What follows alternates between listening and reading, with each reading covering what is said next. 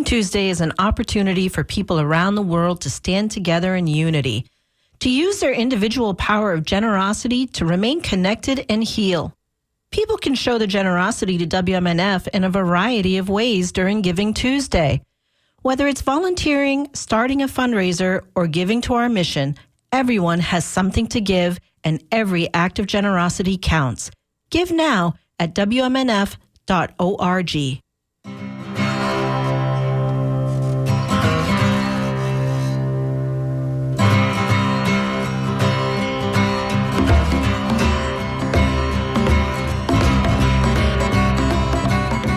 Welcome to Tuesday Cafe. I'm Sean Canan, and we're broadcasting live on December 3rd from the studios of WMNF in Tampa. In this hour, we're going to hear an NPR production. It's a special one-hour documentary for Native American Heritage Month, which ended on Saturday. In this special called Finding Manoomin, a search for the spirit of wild rice, Ojibwe citizen Leah Lemm brings us along on her journey to connect with the sacred nature of wild rice across community and through generations. And along the way, she discusses common themes of cultural loss in Indigenous communities. So I hope you enjoy it. Let me know at dj@wmnf.org. Here's Finding Manoomin on WMNF Tampa.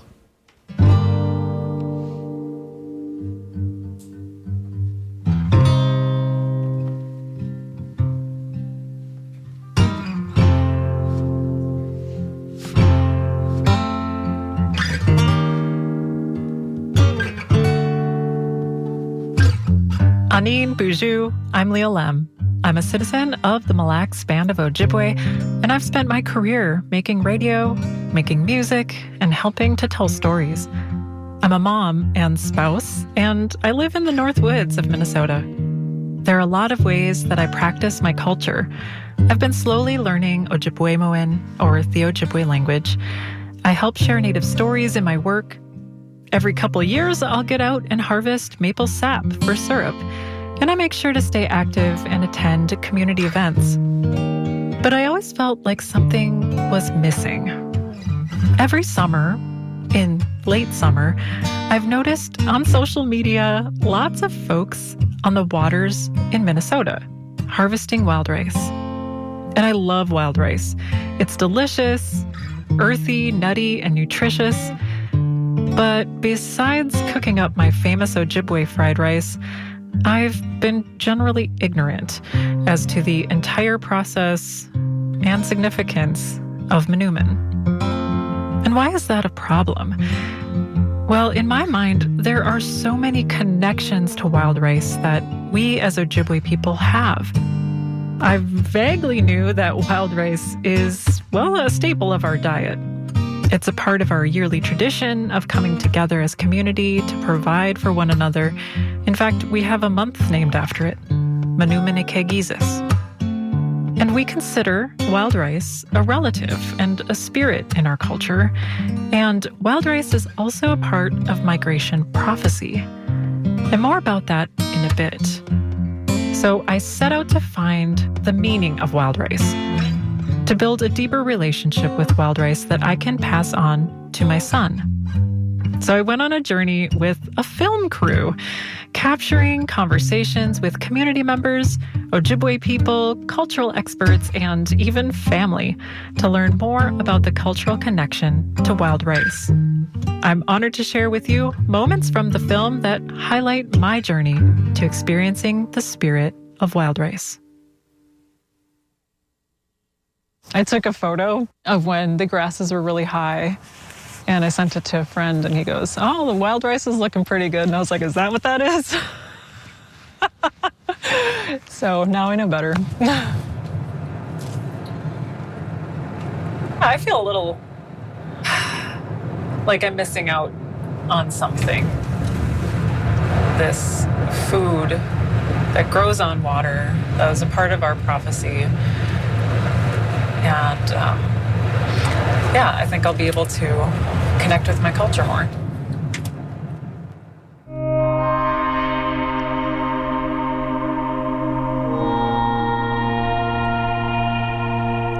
When I was reflecting on my lack of connection to an Ojibwe tradition, I was standing on the edge of the Prairie River where I live in Grand Rapids, Minnesota.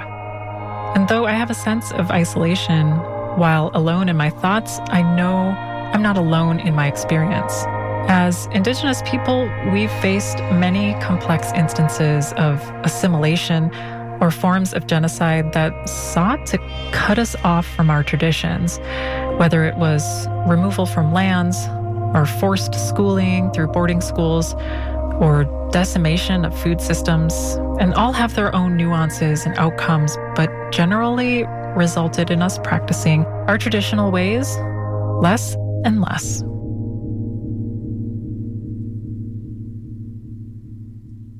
First, the film crew and I went to a museum, which holds loads of information about the Mille Lacs Band and the area. The museum sits near the Mille Lacs Band Government Center in Onamia, Minnesota, on the reservation. We met up with Travis Zimmerman to chat more about the historical context of wild rice. I'm the site manager here at the Mille Lacs Indian Museum and Trading Post, which is a historic site of the Minnesota Historical Society. So the Mille Lacs Indian Museum and Trading Post, we tell the story of the Mille Lacs Band of Ojibwe. We tell that in stories that we share of contemporary Ojibwe life, but also we have a Four Seasons room that is a life-size diorama that talks about the daily activities of seasonal life. And we also have a trading post where we buy, sell, and trade American Indian arts and crafts. I hear you have quite a few items that explore wild rice. How about we get started? This is our story of how we got to be in this particular place. Wild rice, or manoomin, is a relative, is a spirit. It's so much more than a food source, though, too. You know, it really does embody who we are, where we come from. I always heard about the Ojibwe migration and how important wild rice, how important manoomin was to our migration. It was a migration that took hundreds of years. And they migrated across mostly the Great Lakes till they got to Mille Lacs here in about the mid-1700s. But part of that migration was that they were told they were supposed to go until they found food growing on the water. And when they got into the northern parts of Wisconsin and into Minnesota, they found that food growing on the water, which is manoomin, or wild rice. The connection that I have with ricing, too, is that my cousin is a ricer, and she lives in Sandstone, and she goes out, and she's the first one that really introduced me to wild rice, how to process the rice, where to look for it, how to harvest it, that sort of thing. But then to go and experience it hands-on, it just really gives you a different appreciation for wild rice. In talking with folks who rice and whoever is really mindful of these things, which I am trying to be more so, wild rice, or manoomin, is a relative, is a spirit. Is there any aspect of that you'd like to speak to more? Just the fact that when we went out to gather the rice, we offered tobacco because, like you said, it is a Manitou, it is a spirit, and that we're offering to. But just also the cultural and spiritual significance that rice represents, because this is why we came here, right? This is our story of how we got to be in this particular place. So it's one of the few places in the world that wild rice grows, that this particular wild rice grows, is around the Great Lakes. We've heard it more and more, water's life, right? And I think that it's really important, that relationship that not only we as Anishinaabe people have with water, but that relationship that other people that we share the water with have with water. It's really important that we talk about these things. We look at the quality of water. We look at where the water's coming from. We look at water levels even, because they're so important to the different ways of life that we practice.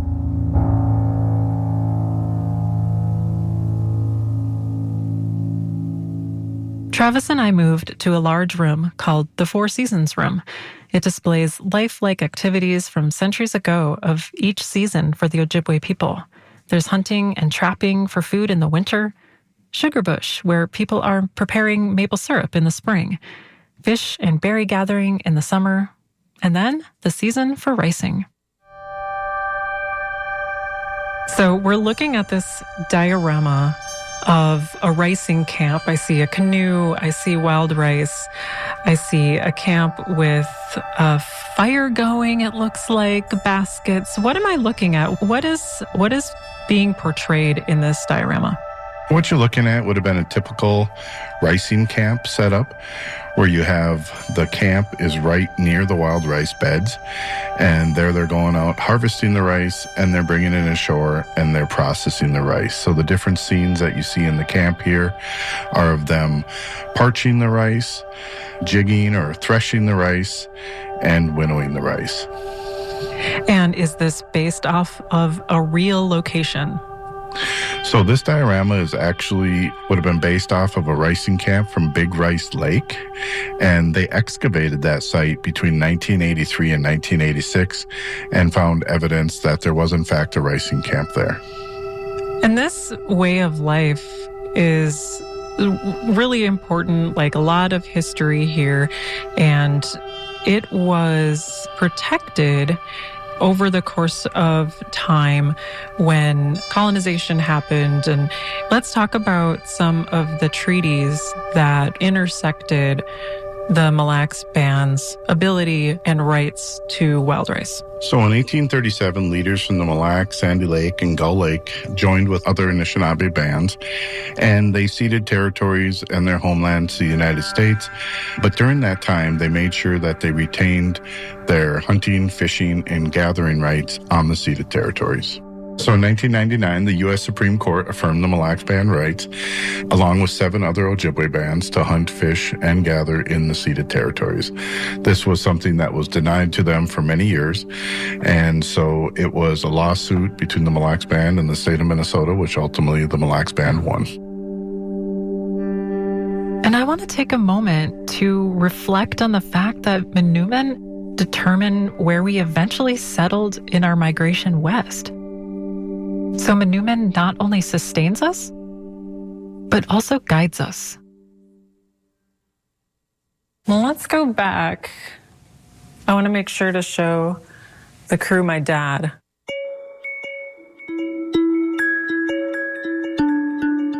There's a wall in the museum that honors veterans, so I had the crew go check it out. I have several relatives whose names appear on the wall.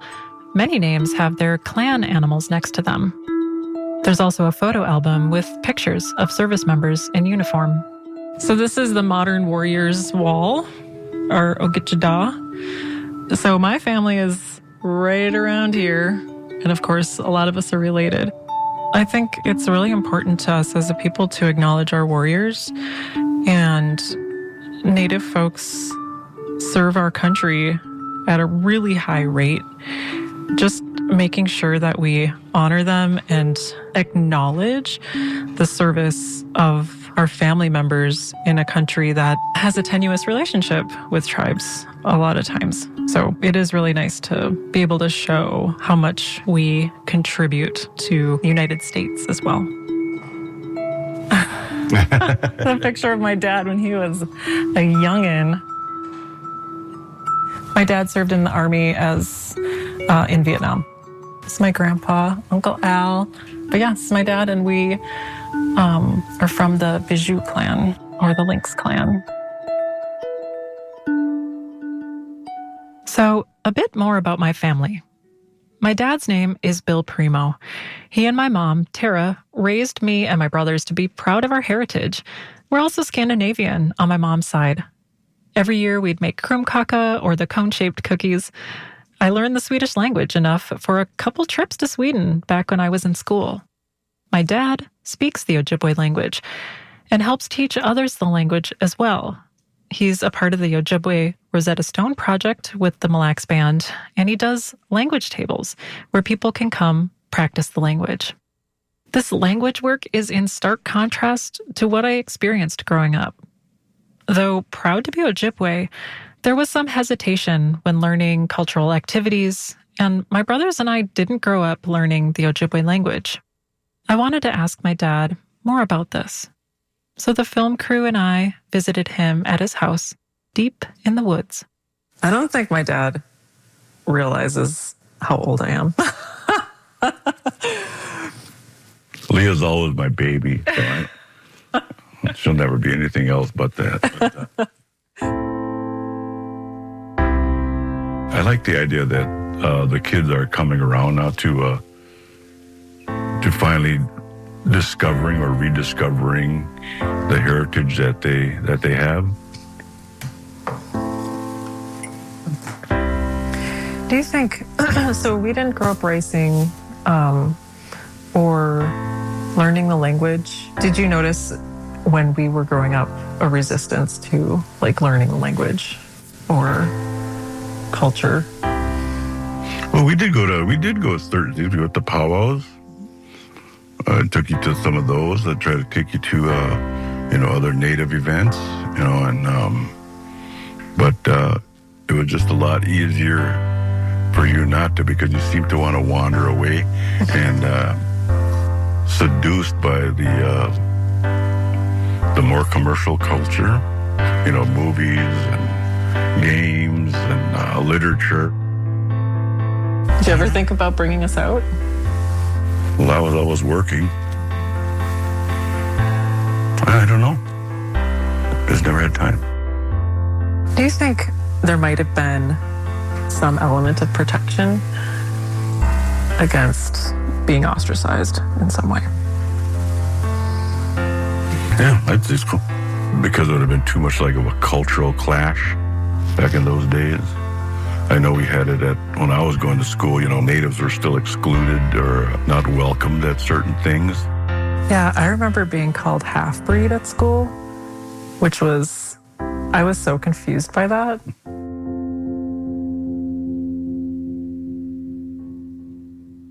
Reflecting on this conversation, I remember not wanting to tell my parents about that experience, about being called half-breed.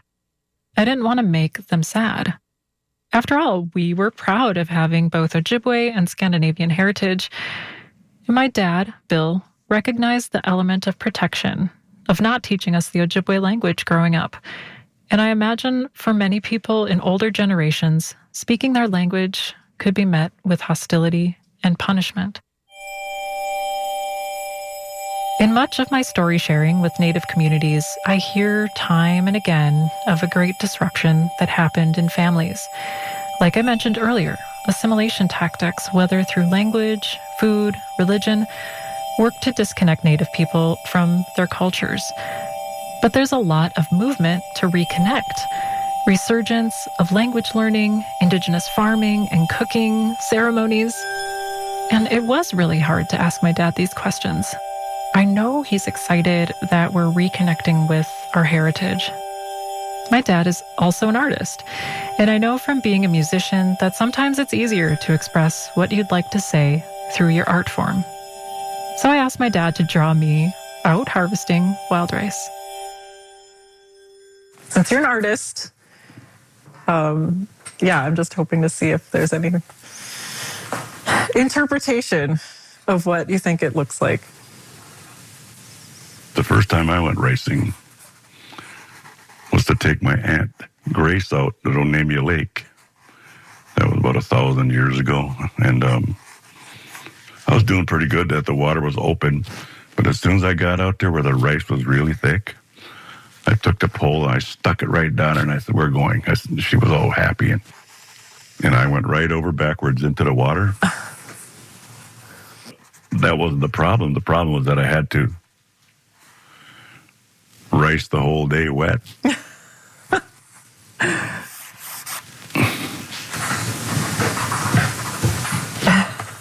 There you go. Thank you. That looks amazing. Remembering this ricing story brought a smile to my dad's face. He took a moment to remember a relative, Aunt Grace, who passed many years ago. The ricing tradition has a way of bringing families together, a practice that's been carried out over generations.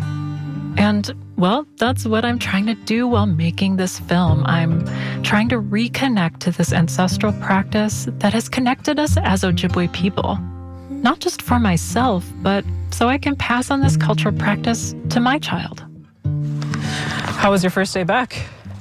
All I did was sleep.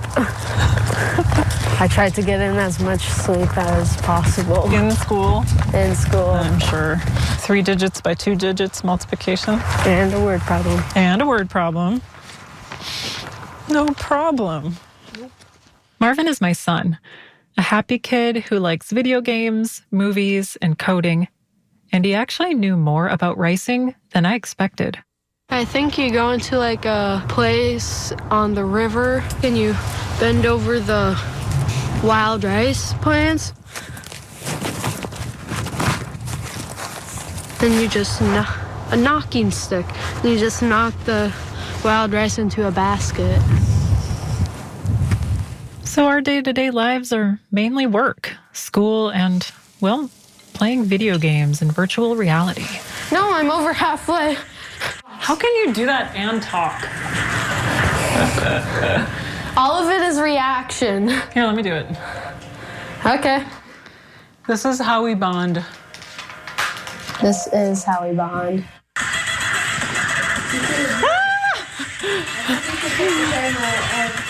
Shoot. We spend a lot of time immersed in the digital world, whether games, music, work, or school.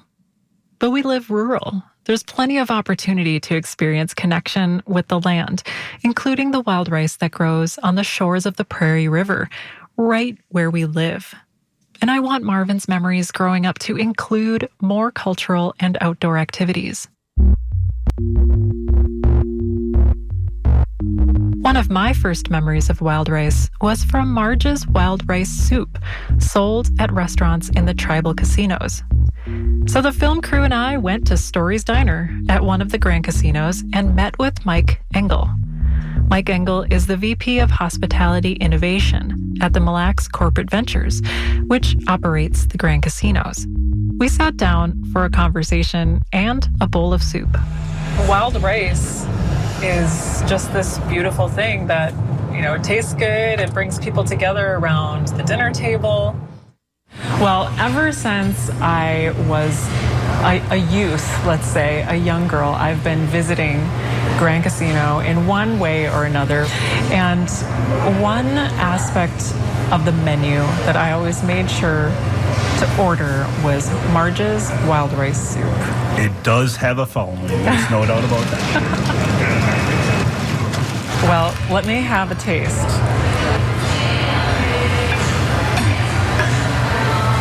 It hits the spot every time. Wild rice plays a huge component in people's experiences at our operations. Marge Anderson was the chief executive of the Mille Lacs Band of Ojibwe for many years, and she did pass. And part of that legacy is the wild rice soup. It's ironic that it's called Marge's wild rice soup because the last thing she wanted was her name on anything at the casino. One of the keys was the focus on using rice that was harvested around our region. Understanding and paying homage to the Mille Lacs band culture is a huge component of what we do. There's a comfort to it. It makes you think about being here with a relative or a friend, that sort of thing.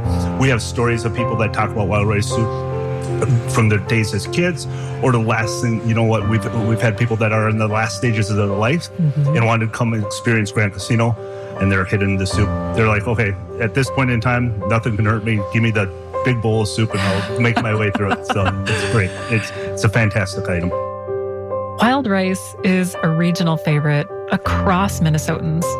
Most people are probably like me. They know that wild rice is a food, part of a favorite dish, but don't necessarily know where it comes from or the work that's put into it.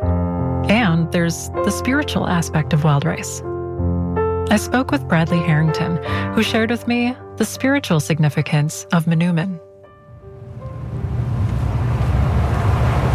Anin, Najake Wasing Indigenous Cause, Megizian Dudame, Mioma, Mrs. Zagay. My name is Bradley Harrington. My Ojibwe name is The Star That Shines Alone, and I'm from right here on the Mille Lacs Reservation.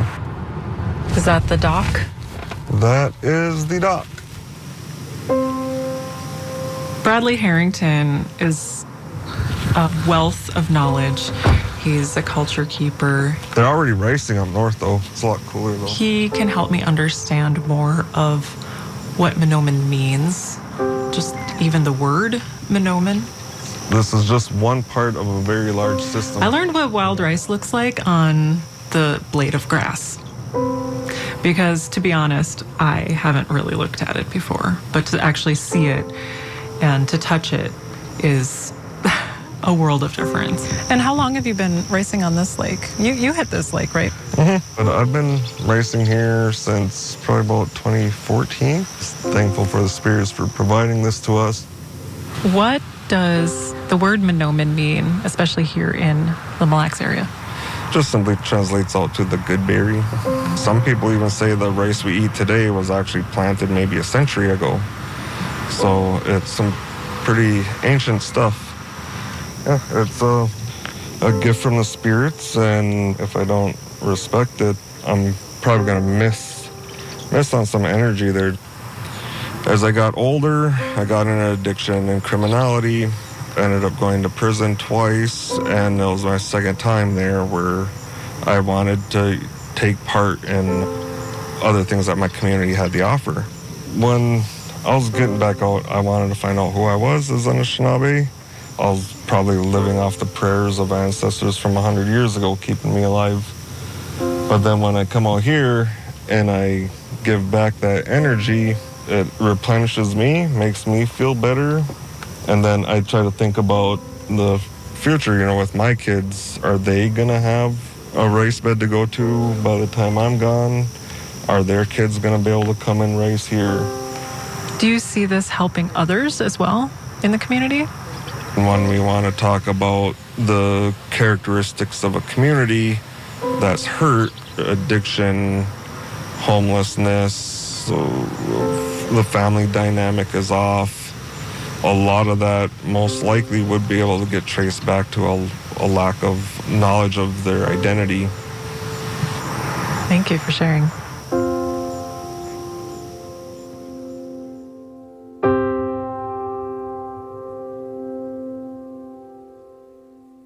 As Bradley shared in his story, he sees there being consequences to this disconnect from identity and replacing it instead with addiction and criminality.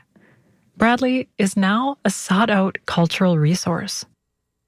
I want to take a moment to reflect on Bradley's words about wild rice being a gift to our people that has been taken care of for generations. He's looking out for the wild rice bed, hoping it's there for his kids. And I imagine our ancestors caring for the Manoomin, thinking about us, generations later, being able to harvest. By caring for the wild rice, we're connecting to and honoring our ancestors and generations to come.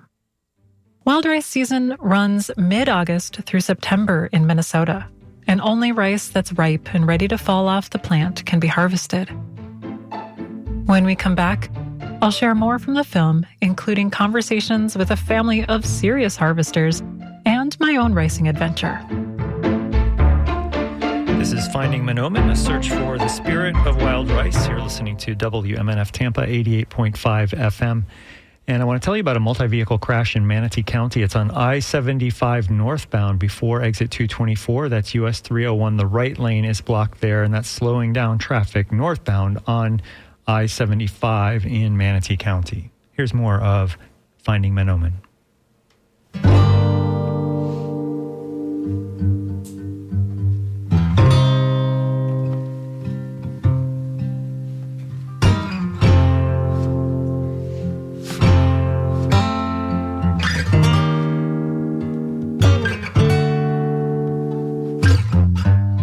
Anin Buju, I'm Leah Lemm. I'm a citizen of the Mille Lacs Band of Ojibwe, and I share stories from Native communities in Minnesota. Now I'm turning the microphone back onto my own experience. I'm connecting to my Ojibwe culture in a new way by learning more about wild rice, or Manoomin, the good berry, the role it played in the Ojibwe migration story, the spiritual significance, and how it brings families and communities together. There are over 570 unique, federally recognized tribes that share geography with the United States. There are many stories of Indigenous people connecting to their cultural heritage, and this is mine. I set out with a film crew to talk with folks and to build a deeper relationship with Manoomin. learning lessons that I can pass on to my son. This is Finding Manoomin, a search for the spirit of wild rice, a production of NPR News. The rice was getting riper, so we brought our recording equipment along to visit a family that lives right on the shore of Mille Lacs Lake. They've been harvesting and processing wild rice for decades. We didn't go out ricing on Mille Lacs Lake, but one of the smaller lakes nearby. It was clear, sunny, warm, a perfect day to be outside. I literally would probably die of great grief if I couldn't, in fact, go ricing. Go that way? All right. That's how important it is. Water edge? All right. My name is Patrick William Cruz. I'm from Mille Lacs Band of Ojibwe and Red Cliff Band of Superior Chippewa. This is what we do. This is our Anishinaabe way.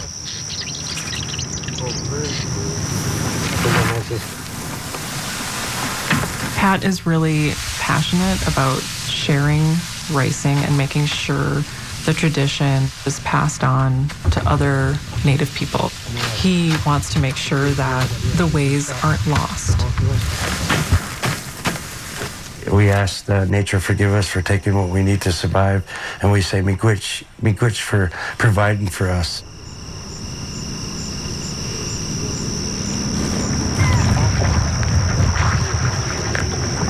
This is what rice is. There's these little like tails on there. That's very dangerous to get that in your ear or your eye or your throat. It can lodge in like a porcupine quill, and they have to surgically remove that. It looks like a little needle on there. Can I have touch? Yeah, go ahead. Touch it. That looks like a little needle. Oh, yeah.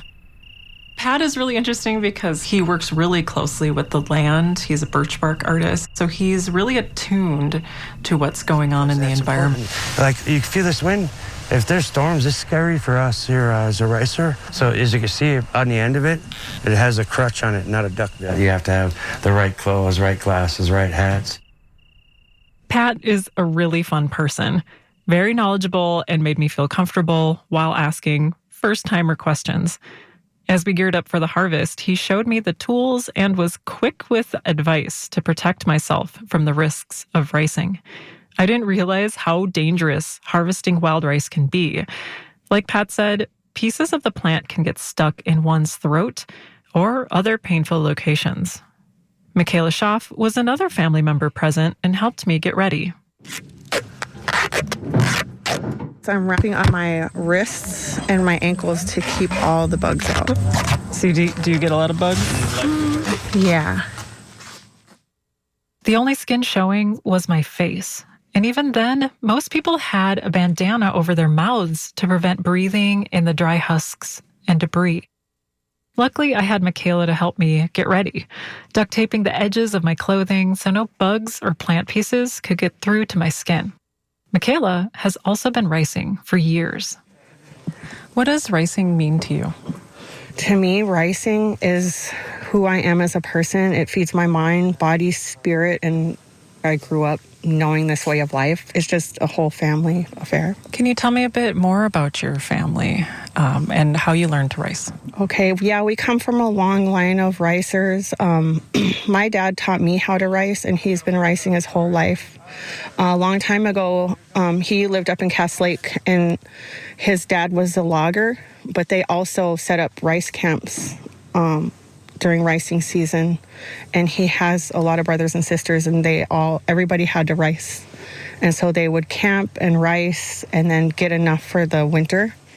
And so that was his way of life during that time. He's also a birch barker. He just does a lot of things according to the seasons. And so, let's see, he has been ricing his whole life. And then when he came here, he's the one that taught me how to rice. And so he taught me how to pull because he was the knocker. So he's like an expert knocker. And so he just taught me how to be a puller. So I cannot, but I usually just pull. Mm-hmm. Can you tell me a bit about the clothes you're wearing? So the clothes I'm wearing are actually his clothes. He recently passed away, and I actually wasn't planning on ricing, but it just so happens that it worked out perfectly. And he always has the perfect clothes for ricing, and I knew which things to wear so that rice doesn't stick on you and everything. And so, I don't know, I just decided to pull some things out and wear them. And it feels like he was there with me today. I'm pulling through, like it feels like butter when your canoe is going through the lake and the rice is falling in your canoe. It's the greatest feeling. And so it made me happy. You said your son is here too. Can you tell me a little bit about your son? So my son, he recently moved back here as well, and he's just really doing a great job learning about different things. And one of the greatest things is that he also is a ricer. And so being a young man in today's society, it's just really impressive that he's out here wanting to learn, because he's going to be the one to pass on the ricing when we get older and we are not going to be able to do it anymore. He's going to be the one to teach it and to carry on the tradition.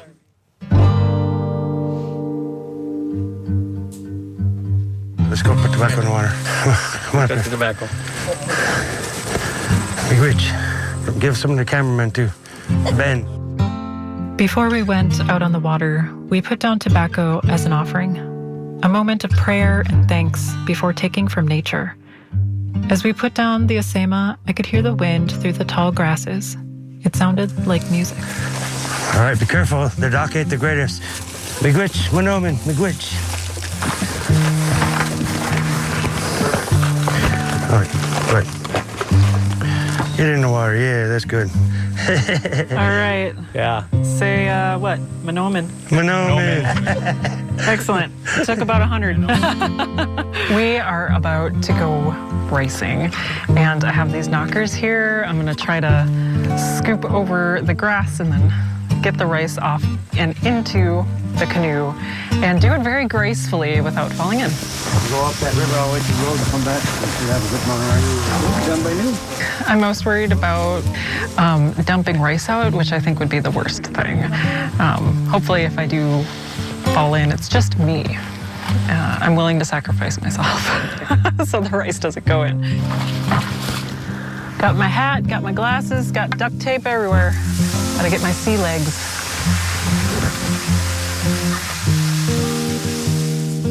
There was quite a bit of coordination needed to harvest rice. Pat stood at the back of the canoe. Yes, stood. And he used the push pole, a long pole with a forked end that reached the bottom of the lake to push us forward. And I had the job of knocking the wild rice into the canoe. I had 2 knocking sticks, one to pull the grass over the boat and one to strike the stalk to shake the rice from the plant. Eventually, the tapping of the knocking sticks created a rhythm. So when you pull it in? Really strong, huh? Okay. Yep. Pull it in and swipe it. Yep. Just go every other side? Yep, right there. That's better for it right there. It's a good spot for it. Yep. It feels like a full body workout. I'm using my core, my arms, my back. Staying upright took some practice. There was a lot of motion during the process that could easily result in tipping the canoe. And harvesting wild rice was intensely physical. The sun was hot and I was getting tired. I got tired after only 15 minutes. And these folks were out there all day for days on end while there was rice to get during the harvest season. But even though it's tough, I heard people chatting, laughing, and listening to powwow music.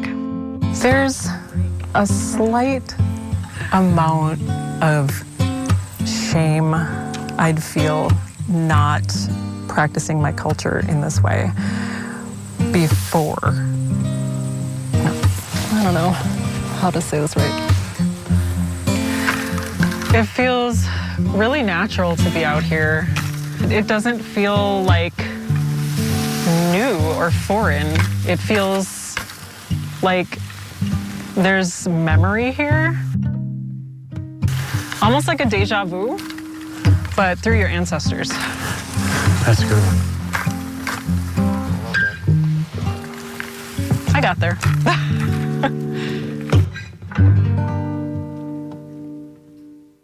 All the wild rice harvested was then transported back to Pat's house. It dried out on tarps in the yard, and a couple weeks later, the rice was ready to process. Kirk Kalk is an expert in processing and has been wild ricing for decades as well. It's a beautiful clear day, and the lake is blue, and the rice smells good. And it's just something I've always done. It's a smell you'll never forget. You miss that smell. Well, I felt, as somebody who hasn't riced before and as a tribal citizen, almost like a motivation to use my tribal ID to go racing. Well, maybe it's part of a reverse idea of conquering the Old West, where you'd say, I'm a tribal member, I'm still here, we're not all dead. We're still doing what we used to do hundreds of years ago. And that's a good feeling to know.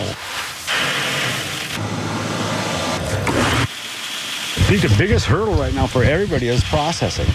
You don't have many plants that'll process them. And that's where we come in. It's possible and it's achievable. You just take your time doing it.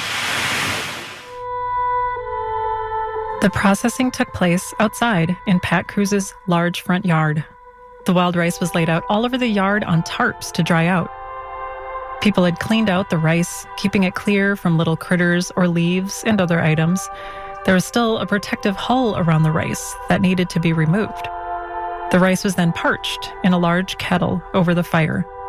Keeping the fire temperature just right and the rice stirred at even intervals was done in careful balance to not get the rice too hot. Then pressure was applied to the rice to break away the chaff from the edible rice kernel. We had a thrasher, but traditionally the rice was danced on while wearing moccasins. Winnowing came next, where we used a birch bark bowl to flick the rice into the air and let the wind take away the unneeded chaff.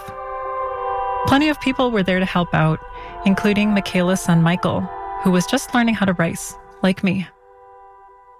Our elders are fewer and fewer these days, and less people are knowing how to do this. Ricing, a lot of people my age don't like coming out here and doing stuff like this anymore, so. See, if it's still popping when I'm stirring it, that means my fire is too hot. It's been a privilege to kind of watch some masters at work. Terry Home cleaned the rice and kept it safe from anyone who might try to take off with some. A very small percentage of Native people are harvesting rice. It's a blessing, because it's not just for us, it's for everyone. David Schaff was in town as well to harvest and process rice. He's been doing it all his life and traveled several states over to be home for the season. Every time of the year about this time, I spend a month and a half, 2 months to go ricing. And then I like to give it to the natives around the Mille Lacs community, to the members, because I love the community and I love the people. There's very few of us that have the knowledge of how to do it. I don't see many people that are going to keep it alive. It's also practicing our culture and our rights, and just carrying on the traditions that our ancestors used to do a long time ago. And so that's what we're doing here today, just keeping that culture and that tradition alive and enjoying the rewards of it, which is a great meal every time. I want to take some time to appreciate all the people who come together for a few weeks every year to provide rice to their communities. In fact, I was at a ceremony for my uncle's funeral not too long after we went out, and I realized that Pat provided the rice for the meal. There's a real sense of community connection through wild rice. And it's clear that our people want this practice to last, to carry on. Before jumping in and learning how to rice, I did feel a sense of shame in not knowing the first thing about ricing. But people like Pat, Travis, Bradley, Mike, Michaela, Kurt, my dad, they embraced my wanting to learn. So I can't tell you how much I was nervous about trying to wild rice. I thought I was going to be this like city girl, just a fish out of water. And I'd feel like I had no right even to try. Because, you know, it had been 40 years of my life when I'd never tried racing. It's nice to meet you. I know, I texted my dad. He's like, she's cool. But the graciousness that I experienced from the folks who taught me and the eagerness to racing and share their knowledge, it just made me feel like I belonged and that I was welcomed. This is just one part of a very large system. We got water. The richness of the old ways that everybody's trying to seek now. It's like the butter on the bread, you know. It's just something like that just you just fall into and seek out things like that. You know, as a parent, like I feel like I'm on a journey too. Like I also want to shield my kid from everything bad, but I know that's not going to make him stronger. So even though it wasn't a big part of our lives growing up, like huge, we're still moving towards it. So it's something, it's just a part of us that we're drawn to. The strong force attracts. That's right.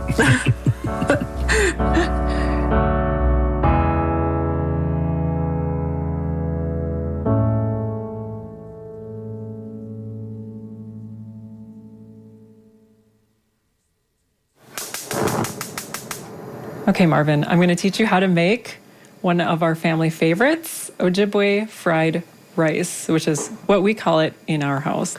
I like the bacon and the rice because it goes together very well. I've made this dish many times in the past. Do you think I've gotten better at making it? Maybe a little bit. Thank you very much.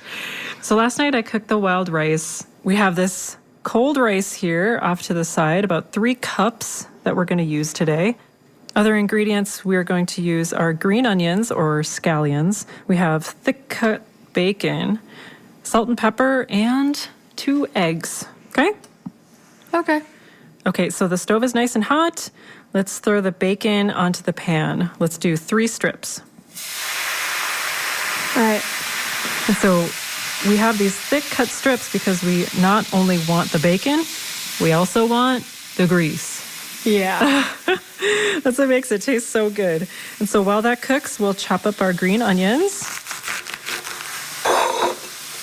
Nice. Your chopping looks really good. Thank you.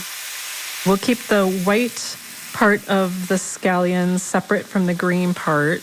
And once the bacon's crispy, it's looking good. Okay, we'll take that out. We'll turn down the heat on the stove. It is really hot, so watch out for that grease. But we'll leave the grease in the pan and add in the onion whites and saute those up quickly, a couple of minutes, and then we'll add in the 3 cups of cold rice. Keep stirring till it gets nice and warm. I like to make some room in the pan to scramble a little egg into the dish. Are you ready to crack the egg? Mm-hmm. So once the egg is good and scrambled and mixed into the rice, we'll chop the bacon up first and add it back into the dish, mixing it up. Okay, so we have Ojibwe fried rice, and we'll put it in our serving dish, and we'll top it with the rest of the scallions here. You want to take a taste? Sure. All right, that's the best part, huh? Yeah. All right, let's go. That's good. That's really good. All right, now it's time to clean the kitchen. No. As I reflect on my experience of learning more about the many aspects of Manoomin, I'm moved by how people come together around the food that grows on water. And connection is what many of us are experiencing. By venturing out to make the film, I was able to take part in a long tradition. I found how I could connect to a traditional practice and help pass along the knowledge to my child And in doing so, I connected with many folks in my community. So, as a gift back to the people that helped me, I wrote a song based on our time together. I named it Manoomin Jesus, or Wild Rice Moon. My brother Cole Primo joined me on guitar at my dad's house, deep in the woods, to record.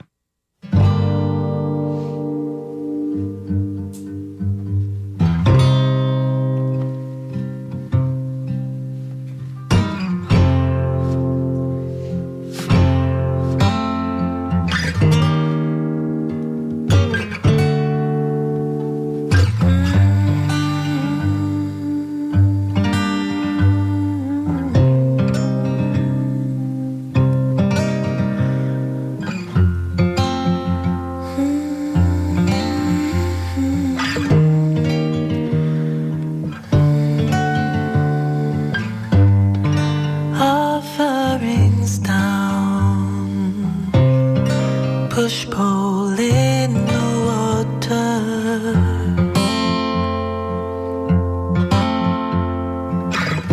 knocking sticks up, don't tip over. Wild rice moon, oh, Manoomin Jesus.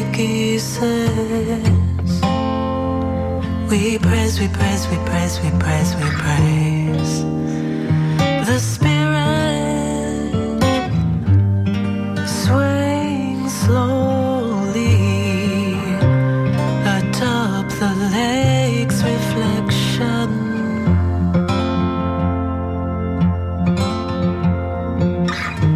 Listening for family laughter. Wild rice moon, Manoomin Jesus. We praise, we praise, we praise, we praise, we praise the Spirit.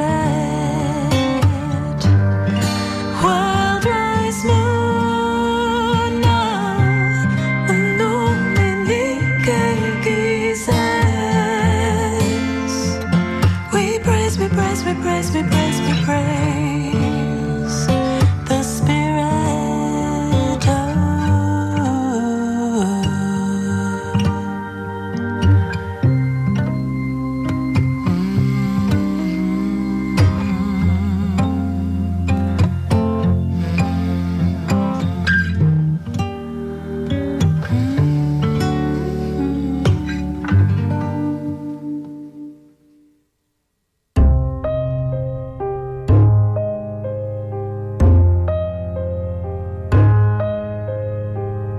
Finding Manoomin, A Search for the Spirit of Wild Rice, is a production of NPR News, made possible by the Minnesota Arts and Cultural Heritage Fund.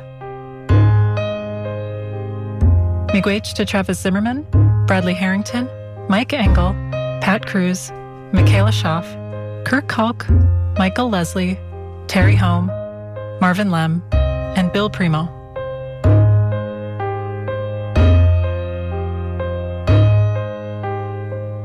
Featured music by Leah Lemm, accompanied by Cole Primo. Film production and writing by Lindsay Sievert. Film visuals and audio by Ben Garvin. Technical direction by Alex Simpson. We had support from Aaron Warhol and Jane Helmke. The Senior Vice President for APM is Deshaun Drew. Finding Manoomin, A Search for the Spirit of Wild Rice is in memory of David Schaff. The film can be found online at nprnews.org/wildrice.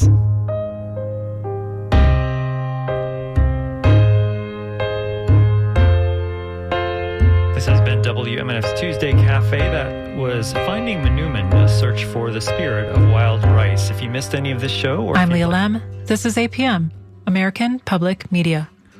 Or if you'd like to share this show with a friend, you can find it on WMNF.org. Next week, we're going to talk about Florida Springs with USF professor Christopher Meindl during Tuesday Cafe. And in this time slot tomorrow, Shelley will host Midpoint. Coming up next is Wavemakers with Janet and Tom Scherberger. They speak with USF anthropology professor Tom Plucken on whether manatees are native to Florida. Tom Plucken, sorry about that, Tom. Then at noon is Wide Awake America with Nadine Smith. Today she talks with journalist and historian Michael Waters, author of The Other Olympians, Fascism, Queerness, and the Making of Modern Sports.